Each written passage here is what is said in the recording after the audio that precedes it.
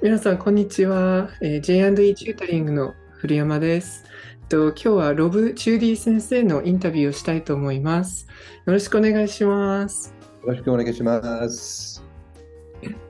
では、チューディ先生、まず英語で、お聞きしたいんですけど、How long have you been teaching English for? Wow. I think it's 36 years. So I started in 1986 in Kita Kyushu. Yes. Wow, wow, wow. Quite the history. Yeah, lots of experience.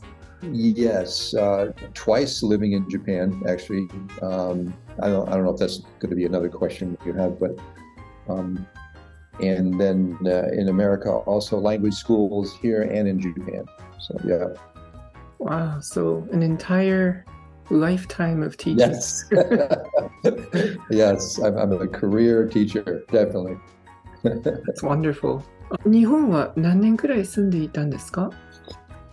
はい、合計で私は日本に10年間住んでいました。始まりは北九州、その後東京で。そうだったんですね。はい、北九州と東京はどっちが良かったですか？もちろん東京。東京。そう、北九州の時は日本語は全然わかりませんでした。だからちょっとストレス。いや、ちょっとね。ちょっとじゃない。とても。いや、でも東京でmore, I don't know how to say it 日本語でもわからない。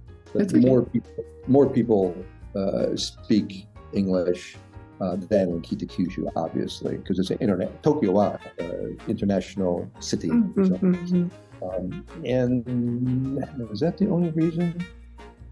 Yeah, I just parks. Yogi Park. I used to go to Yogi Park. Yeah. I love every Sunday for 7 years. I went to Yogi. Yeah. I had to figure out the fingers and make a match. Yeah. I can't walk and chew gum at the same time. Well, maybe I was doing this one because of Japan picture, and you always do like that. So I went back to Japan, and then I go, hey, it's easier this time because now I know some Japanese, and I don't feel the stress. I don't feel stressed about trains anymore because And then Tokyo is a million trains, but they're all color coded. I go, oh, this is perfect. Ginza, orange, Yamanote, green. Oh, I love this city. They got it all figured out. And the trains are never late. True. Either Kyushu or Tokyo. Yeah. Because I couldn't believe it. I see the train schedule. It says 9:07. I go, right, it's going to be at 9:07. Come on, they can't be that. And then the train comes, you look at your watch. 9:07. Oh my God. I couldn't believe it. America, you're never going to see that. Never. Yeah, it's unheard of. Yeah, unheard of. Four buses will come at the same time or not at all for an hour. That's America. Right. Anyways, Welcome to America. Welcome to America. The dark side of America. Yeah. So going back to your experience living in Japan, what are the first words that you learned in Japanese? Yeah, I can still... I think the number one was oishi, because I went to a yakitori shop for the first time. And I said, wow, this is great. I said, how do you say delicious in Japanese? Oishi, oishi. So I said it so much because it was my first word that my friends called me, oh, here comes Mr. Oishi, because that's the only thing I could say. So I learned, maybe I should learn some more Japanese here. Other words were sumimasen, you're in a restaurant, sumimasen, okaige kudasai, Yeah, shitsui shimasu, when you're in a train, you're trying to weave your way through the crowd because you need to get off right now. Just the polite words, and of course, I hate to say this, but otealai, you need that. Yeah, otealai wa doku ni arimasu ka? Yeah, so those are important survival words. Yeah. Certainly. No, actually, I think the word okaike was a hard one for me because here we say check please, or may I have the check? And I think I remember saying that in Japan, like check onegaishimasu. And they were like, huh? Yeah. Like they understand, they'll get it eventually with the circumstance, but it's like, Right. yeah. Check has many meanings. Did you want me to check something? What? Check your coat. Exactly. So many meanings for check. Yeah. ロブ先生、生徒さんのなんか面白い話とかありますか？はい。ロサンゼルスの私立学生が食料品店に行きました。キャシアは paper or plastic と言いました。私の生徒はプラスチックと言いました。キャシアは何？ What did you say? 私の生徒はまたプラスチックと言いました。キャシアは再び何？最後に私の生徒は、じゃあ、paper please そう、プラスチックの発音は全然できないだから、じゃあ、paper。わかる。いやプラスチック、全然違うでしょ。プラスチックとか、プラスティック。それで思い出したんですけど、もう一つよく間違えてしまうのが、日本では water bottle のことをペットボトルそう、ペットボトル。いや、で、それを英語にする。So they're like, yeah, I'm looking for my pet bottle. ペットボトル。So like your dog, you know, your... Yes. You have a bottle for your pet? Oh, that's nice. You're a nice owner. Yeah, at least it's cute in English, but it's not offensive or anything. It's just, pet bottle. Just water bottle.There's a whole thing you can do about that. I have another story on here about the shoe cream. I said, デザートはシュークリーム。デザートは一番好きなの何ですか？シュークリーム。シュークリーム食べますか？そう英語でシュークリームis 磨きでしょ？普通磨き。食べますか？シュークリーム。やだ。But then I found out, shoe is like a French word, I think. It means something. It's a kind of cream, like I guess. I don't know. Got it? Cream puff, we say. Yeah. So, but they tell you shoe cream. You imagine the shoe polish, they're eating it. They say X-ray is Lentogen. Japanese language often uses the person's name, the person who invented the product, that becomes the product. So, like, Lentogen is a German person who invented X-rays. His name is Lentogen. I didn't know that.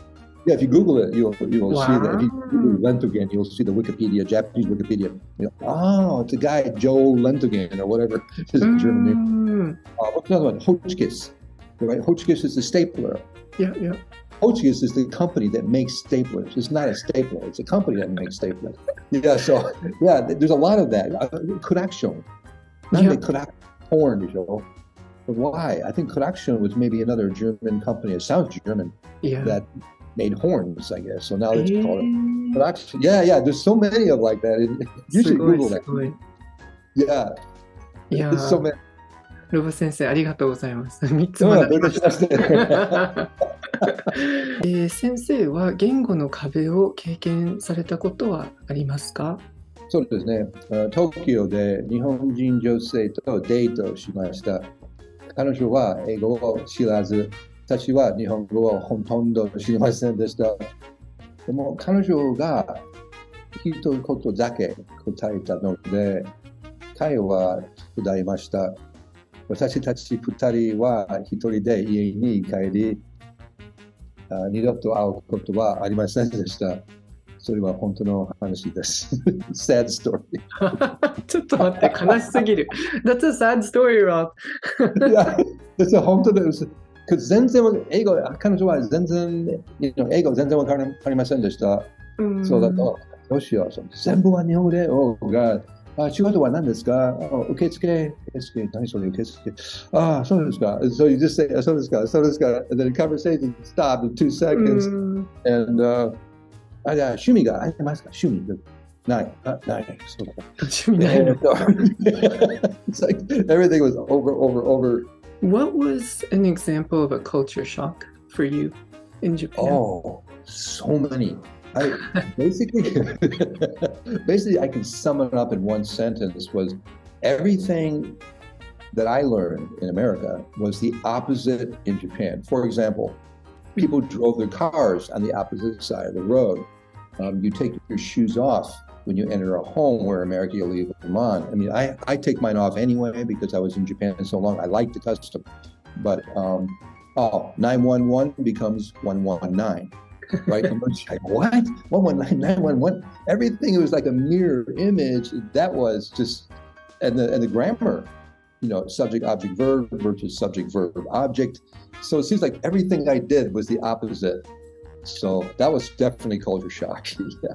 Yeah, no, definitely. I think for me, it was the extension of the shoe policy. Of course, I don't wear shoes in the house either, but I remember going shopping somewhere and I wanted to try something on. And so the employee there was like, oh yeah, go right ahead. You can use the changing room. I didn't take my shoes off. And she was like, oh, I'm so sorry. You have to take your shoes off. And I was like, oh, I'm sorry. I'm from America. I know I don't look like it, but never had that. You say something, there's a lot of, but speaking of that, sorry, one more thing. I remember being at my friend's house and I said, "Sumimasen, hotel wa doku ni arimasu ka? Can I use your tsukatte mo ii desu ka?" I said, "Hi, don't forget bathroom slippers." I mean, no, I'm sorry, go ahead. Yeah, is that what you call them, bathroom slippers? Yeah, right? yeah. Or whatever. You had two sets of slippers. Exactly. One for the house.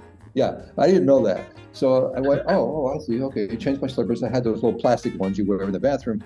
And then when I was done, I came out of the bathroom and I'm walking around the house. Yep. You know where it's going, right? Yeah. And they go, "Sumimasen, chotto kitenai." What? And then, I gotta go back to the house slippers. Okay. That it was so embarrassing. I didn't know that. That's a really tough one. Yeah, it's a slipper culture for sure. Yeah, right. And a mask culture, which comes in handy now with the pandemic. Definitely. Yeah.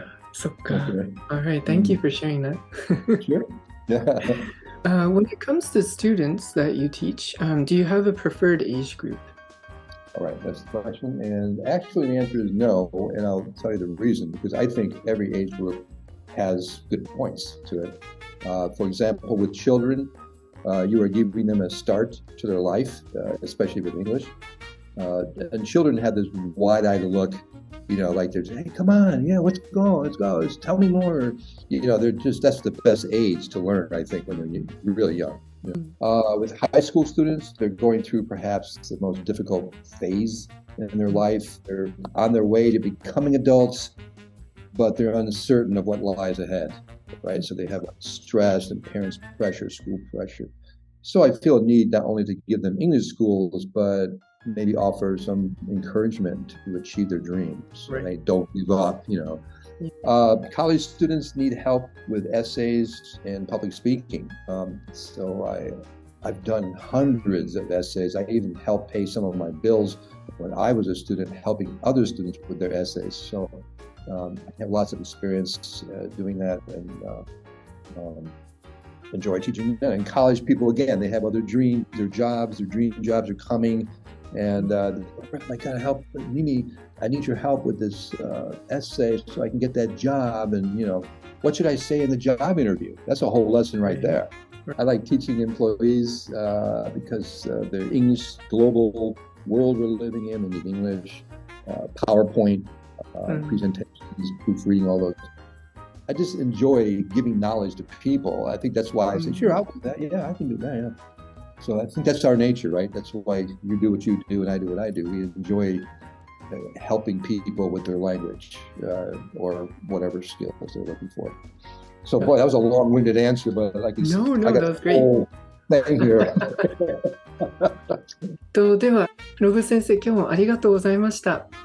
どうも楽しかったです。ありがとうございます。またよろしくお願いします。はい、お願いします。